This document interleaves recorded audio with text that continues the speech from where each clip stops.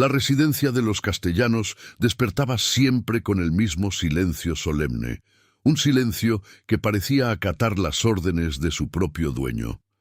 Esa mañana, sin embargo, el aire cargaba algo distinto. Una tensión que Valeria Montoya sintió incluso antes de cruzar el pasillo principal. 18 años viviendo bajo ese techo le habían enseñado a reconocer cada cambio de humor de la casa, cada sombra que se proyectaba antes de la tormenta. Fue llamada al salón principal poco después de las 8. Rodrigo Castellanos la esperaba de pie, junto al gran ventanal que daba al jardín, donde Mateo y Sebastián habían aprendido a andar en bicicleta. Los empleados, alineados discretamente en los costados del salón, intercambiaban miradas que nadie se atrevía a verbalizar. «Valeria», dijo él sin volverse de inmediato. «Su relación con esta casa ha terminado». Las palabras cayeron como piedras en un estanque sereno.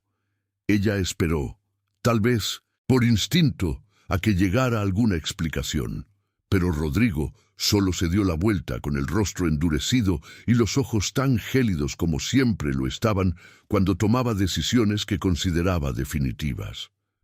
«¿Puedo saber el motivo?», preguntó ella, con la voz temblando ligeramente no por miedo, sino por el dolor de una injusticia que aún no comprendía. «No hay motivo que discutir. Puede retirar sus pertenencias hoy mismo». No hubo carta de recomendación, no hubo un gracias. No hubo siquiera el reconocimiento de 18 años dedicados a esa familia, años en los que ella había postergado su propia vida por las necesidades de los demás. Valeria bajó la cabeza, no por sumisión, sino para contener las lágrimas frente a personas que, segundos antes, aún la trataban como parte de la familia. Fue entonces cuando una voz joven rompió el silencio del salón. «Papá, ¿qué estás haciendo?». Mateo, el mayor, atravesó el pasillo con paso firme, seguido de cerca por Sebastián.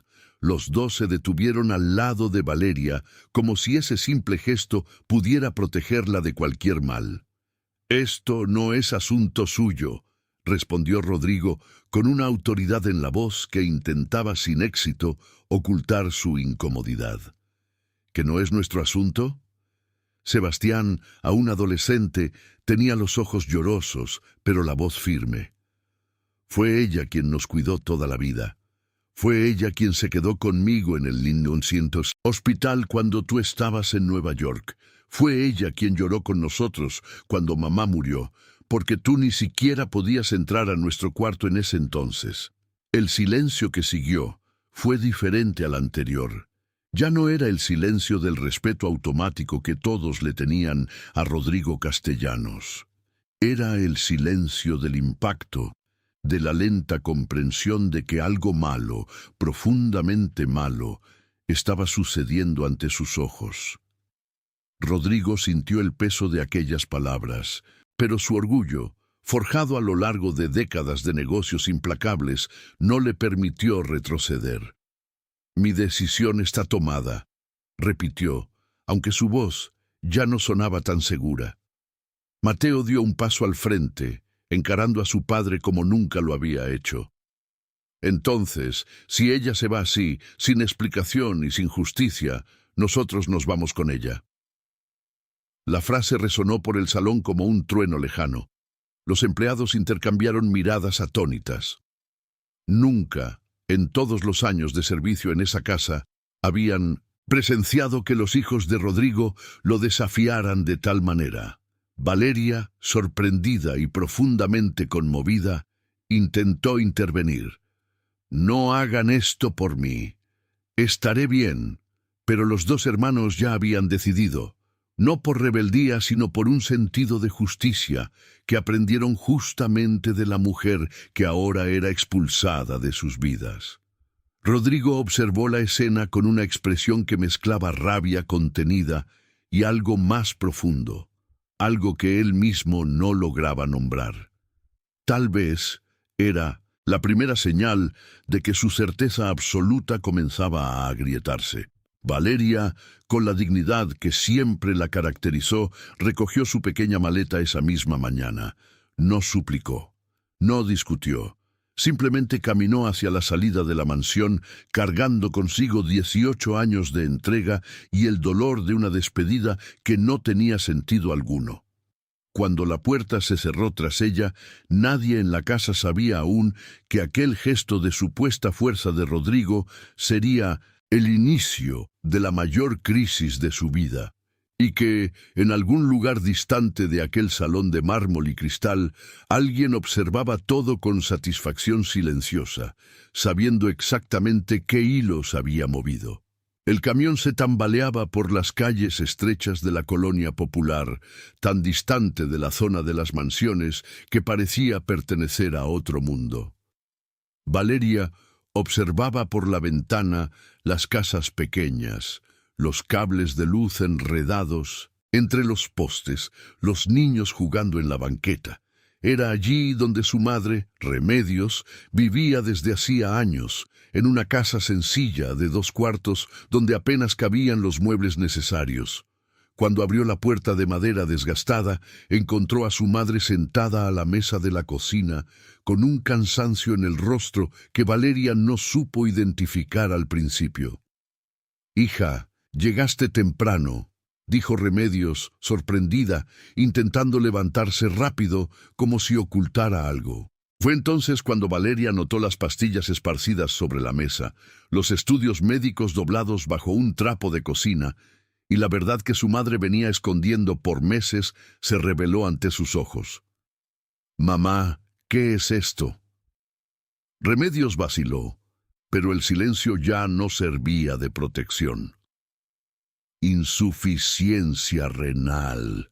El doctor dijo que debo empezar el tratamiento cuanto antes. Pero no quise preocuparte, hija. Sé cuánto te desvives por esa familia. No quería que esto estorbara en tu trabajo». La ironía de aquellas palabras golpeó a Valeria como un puñetazo en el pecho.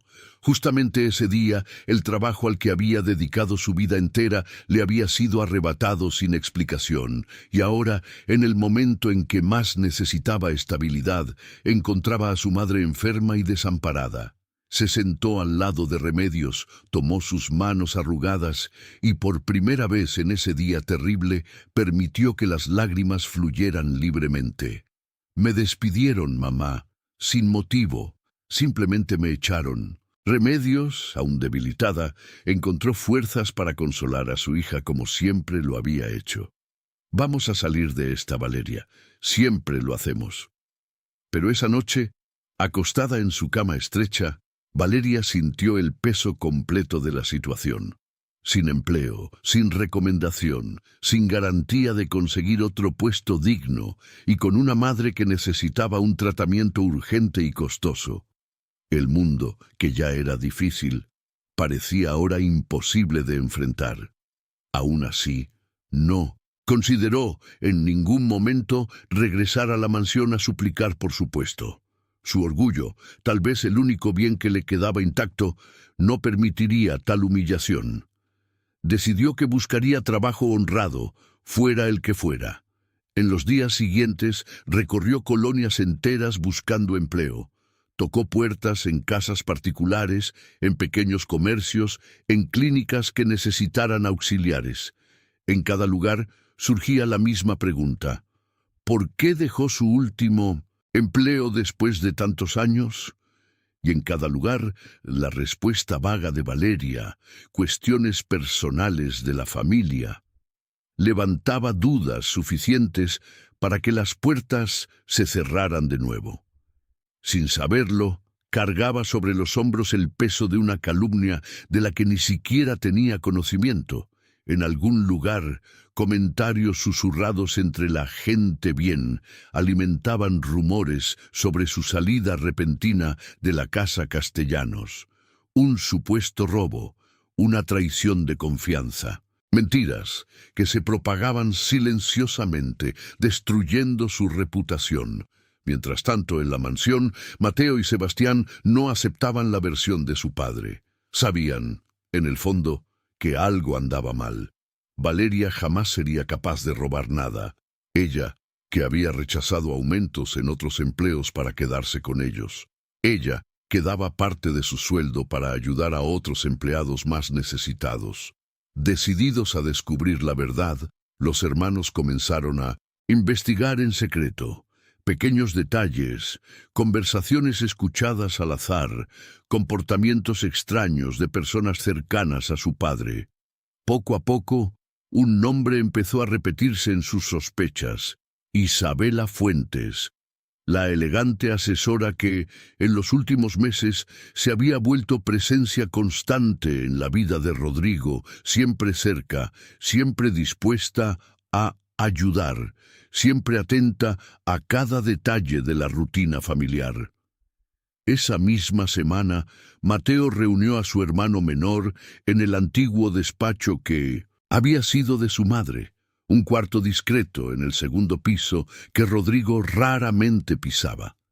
«Tenemos que descubrir qué pasó realmente», dijo Mateo, extendiendo sobre la mesa algunas notas. Papá no despediría a Valeria sin un motivo que, para él, fuera grave. Alguien le metió algo en la cabeza. «Yo lo oí hablando por teléfono la noche antes del despido», añadió Sebastián. «Mencionó un collar, el collar de esmeraldas de mi mamá». Los dos se miraron, dándose cuenta de la gravedad. El collar era una pieza de valor incalculable, guardado en la caja fuerte desde la muerte de su madre. Si Rodrigo creía que Valeria lo había robado, eso explicaba la frialdad del despido. Aprovechando que su padre estaba en una reunión fuera, fueron a su oficina privada. La caja fuerte, con la clave que ambos sabían, la fecha de nacimiento de su madre, se abrió sin dificultad. Allí dentro, intacto, estaba el collar de esmeraldas. «Aquí está», susurró Sebastián. «Nunca se perdió». La sospecha de una trampa era ahora una certeza. Los hermanos revisaron las grabaciones de las cámaras de seguridad. Pacientemente, cuadro por cuadro, analizaron los pasillos. En una grabación de días antes del despido, encontraron el rastro. Isabela Fuentes, en un horario en que supuestamente estaba trabajando con Rodrigo, aparecía caminando sola hacia el cuarto de Valeria, cargando lo que parecía ser un sobre. «Esto no lo prueba todo», dijo Mateo, «pero es suficiente para empezar a cuestionar». Decidieron armar una pequeña trampa. Instalaron una cámara oculta en el antiguo cuarto de Valeria y soltaron el rumor de que la nana había olvidado un documento importante allí. La trampa funcionó. Convencida de que debía eliminar cualquier rastro, Isabela entró al cuarto por la noche, revisando cajones y armarios con desesperación. Todo quedó grabado. Al día siguiente, los hermanos vieron el video en silencio absoluto. No había duda. Isabela Fuentes estaba detrás de todo. «Hay que enseñárselo a papá», dijo Sebastián con rabia. «Él no va a creer solo con esto», advirtió Mateo. «Conocemos a papá. Necesita pruebas irrefutables y hay que confrontarla de modo que no pueda escapar». Mientras planeaban el siguiente paso, Rodrigo empezaba a sentir una soledad que jamás había experimentado. La mansión, antes llena por las voces de sus hijos y la presencia discreta de Valeria, se sentía fría. Por primera vez en años, el hombre que jamás dudaba sentía una inquietud que no sabía explicar. Un vacío que crecía con cada cena silenciosa y cada mirada distante de sus hijos. Rodrigo estaba en su despacho cuando Mateo y Sebastián entraron sin tocar. Su semblante era decidido. «Tenemos que hablar», dijo Mateo, poniendo una laptop sobre el escritorio. «Ahora». «¿Qué es esto?», preguntó Rodrigo sorprendido. Sin responder, Sebastián inició el video. Las imágenes mostraban a Isabela Fuentes registrando el cuarto de Valeria de madrugada con un nerviosismo evidente. Rodrigo observó en silencio, perdiendo la firmeza en su rostro. «Esto puede tener cualquier explicación», intentó decir, aferrándose a su orgullo. «El collar nunca se perdió, papá», lo interrumpió Mateo. «Está en la caja fuerte. Despidiste a Valeria por una mentira. El silencio que siguió fue denso. Por primera vez, Rodrigo Castellanos no tenía el control. Por primera vez entendía que su propia soberbia lo había cegado ante la traición de quien tenía a su lado y la lealtad de quien había echado a la calle. Valeria perdió el empleo, su reputación y, además, está cuidando a su madre enferma ella sola, sin ninguna ayuda, por culpa de una mentira que ni siquiera te tomaste la molestia de verificar. Rodrigo sintió el peso de cada palabra, como piedras lanzadas contra una fortaleza que hasta ese momento parecía inquebrantable. Se levantó lentamente, caminó hacia el ventanal y observó el jardín donde, años atrás, Valeria les había enseñado a sus hijos a andar en bicicleta. Donde había consolado a Sebastián tras la muerte de su madre, donde había dedicado cada instante de su vida a esa familia. «Traigan a Isabela», dijo finalmente, con una voz que recuperaba una autoridad fría, pero ahora dirigida a la persona correcta. Horas después, Isabela entró al despacho con su elegancia habitual, sin imaginar lo que le esperaba. Al ver el video reproducido en la pantalla, su expresión cambió drásticamente. La máscara de serenidad que siempre portaba comenzó a agrietarse ante la evidencia irrefutable. «Rodrigo, puedo explicarlo», comenzó ella, con la voz traicionada por el nerviosismo. «Explícate entonces», respondió él, de brazos cruzados, con una mirada dura que nunca antes le había dirigido. Isabela intentó, por unos instantes, construir una justificación, pero las palabras se deshacían ante la claridad de las imágenes y la firmeza silenciosa de los dos hermanos, que observaban todo sin ceder ni un milímetro. Acorralada, pagado a un empleado resentido para enviarla de forma anónima y orquestado toda la situación con un único objetivo: eliminar la presencia de la nana, a quien consideraba el último obstáculo para consolidar su posición dentro de la familia y, por ende, acceder a la fortuna de los Castellanos. Rodrigo escuchó cada palabra en absoluto silencio, con el rostro transformado en piedra y la rabia contenida bajo un control que solo años de disciplina empresarial podían sostener. Cuando Isabela terminó, él simplemente señaló hacia la puerta. «Vete de esta casa, ahora, y no vuelvas nunca más». Ella intentó argumentar, buscar alguna forma de suavizar la situación, pero la mirada de Rodrigo no dejaba espacio para negociaciones. En pocos minutos, sus pertenencias fueron recogidas por el personal de seguridad y abandonó la mansión sin despedidas ni explicaciones, con la misma frialdad con la que Valeria había sido expulsada semanas atrás. Pero, a diferencia de Valeria, Isabela solo cargaba con la vergüenza de sus propios actos. Cuando la puerta se cerró tras ella, Rodrigo permaneció inmóvil por un largo rato, mirando a sus hijos con una expresión que mezclaba arrepentimiento y determinación. «Cometí un error imperdonable», dijo, con una voz más humana de lo que jamás había mostrado ante ellos. «Y ahora necesito descubrir si todavía existe alguna forma de corregirlo».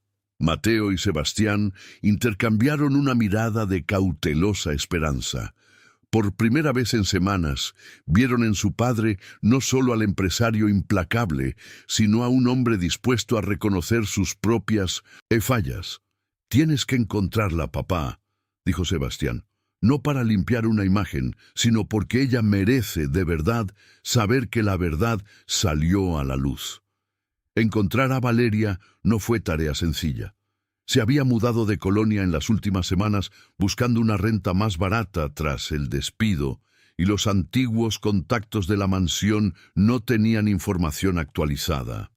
Fue Mateo quien finalmente logró localizarla a través de una clínica comunitaria donde recientemente había conseguido un empleo temporal como auxiliar de enfermería. Exactamente el tipo de trabajo humilde y honesto que siempre la había caracterizado. Rodrigo insistió en ir solo.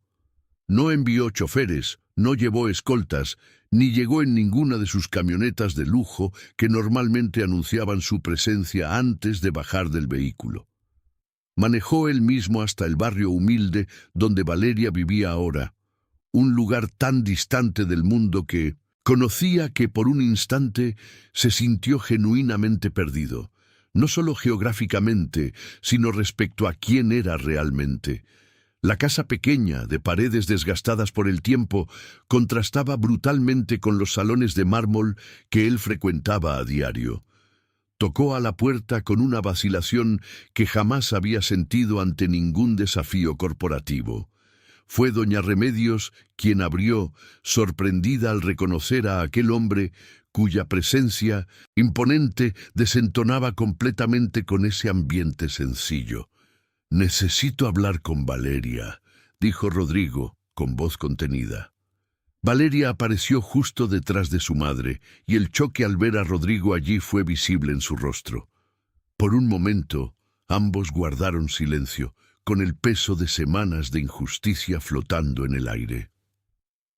«¿Qué hace usted aquí?», preguntó ella finalmente, con voz firme y sin rastro de sumisión.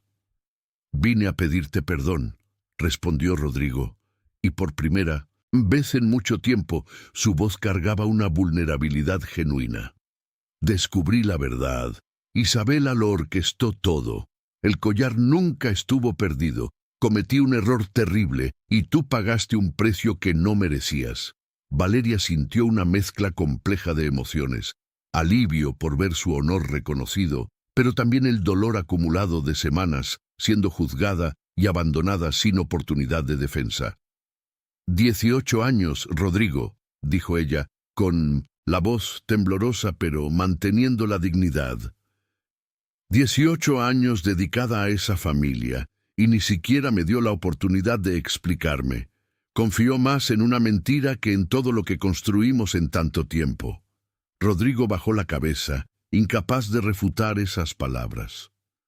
«Sé que no hay disculpa suficiente», continuó él, «pero quiero que sepas que mis hijos nunca se dieron por vencidos. Ellos descubrieron la verdad y me obligaron a ver lo que yo no quise ver». En ese momento, Mateo y Sebastián, que se habían quedado discretamente cerca del auto, se acercaron también. Al ver a Valeria no pudieron contener la emoción y la abrazaron con la misma sinceridad de cuando eran niños y buscaban consuelo en sus brazos. «Te extrañamos mucho», dijo Sebastián con las lágrimas rodando libremente. «La casa no es la misma sin ti». Valeria, permitiéndose finalmente llorar, los abrazó con toda la ternura que siempre les había dado. Pero, al mirar de nuevo a Rodrigo, su expresión volvió a cerrarse. La herida era demasiado reciente. «Agradezco que hayan venido», dijo ella, recomponiéndose, «pero no puedo simplemente regresar como si nada. Mi madre necesita tratamiento, yo necesito reconstruir mi vida, y la confianza que se rompió no se repara solo con un «lo siento». Rodrigo asintió, comprendiendo que la verdadera reparación exigiría mucho más que palabras. «Yo me haré cargo del tratamiento de tu madre, independientemente de lo que decidas sobre tu futuro», dijo con firmeza. «No es un favor, es una obligación que tengo con ustedes dos, después de todo lo que tu familia hizo por la mía». Por primera vez, Valeria vio en Rodrigo Castellanos no al empresario frío, sino a un hombre genuinamente arrepentido. En los días siguientes, Rodrigo cumplió su promesa. Organizó con toda la discreción posible el tratamiento médico de doña Remedios en el mejor hospital privado de la ciudad, sin exigir nada a cambio. Poco a poco, a través de hechos y no solo palabras, comenzó a reconstruir la confianza. Las semanas siguientes transformaron la relación. Él visitaba la casa de Valeria con regularidad, siempre respetando sus límites. No llevaba regalos caros, simplemente aparecía, conversaba y escuchaba. Doña Remedios, ya en tratamiento y visiblemente mejor, observaba con cariño el cuidado silencioso de Rodrigo. Fue durante una gala benéfica organizada por la propia Fundación Castellanos, donde ocurrió la verdadera reparación pública. El salón estaba lleno de empresarios y figuras de la alta sociedad, los mismos círculos que semanas antes habían alimentado los rumores sobre el supuesto robo de la nana. Rodrigo subió al estrado y el silencio fue absoluto. Hace unas semanas cometí la mayor injusticia de mi vida, comenzó él, con voz firme. Despedí, sin pruebas y sin derecho a réplica, a la mujer que dedicó 18 años a la crianza de mis hijos. Creí en una mentira fabricada por alguien que buscaba beneficiarse y permití que el orgullo me cegara. Un murmullo recorrió el salón. Valeria Montoya es una de las personas más honestas que he conocido, continuó Rodrigo, buscando entre el público a la mujer que había invitado personalmente. Y hoy, frente a todos ustedes, quiero reconocer mi error y la deuda que tengo con ella. Valeria, sentada en las primeras filas con sencillez y dignidad, sintió como el juicio desaparecía, reemplazado por un silencio respetuoso. Mateo y Sebastián, a su lado, sonreían orgullosos. Tras el discurso, muchas personas se acercaron a pedirle disculpas. Isabela Fuentes, por su parte, cuyo nombre se volvió sinónimo de deshonestidad, jamás pudo recuperar su prestigio profesional. Un año después de aquella mañana de humillación, Valeria regresó a la mansión, pero no como empleada. Se casó con Rodrigo en una ceremonia sencilla en el mismo jardín donde enseñó a los niños a andar en bicicleta. Doña Remedios, recuperada, lloraba de orgullo. Mateo y Sebastián celebraban haber desafiado a su padre aquel día distante, y Rodrigo Castellanos, el hombre que creía que su palabra era ley, finalmente comprendió que la verdadera fuerza no reside en no equivocarse, sino en tener la humildad para reconstruir lo que el orgullo casi destruye para siempre.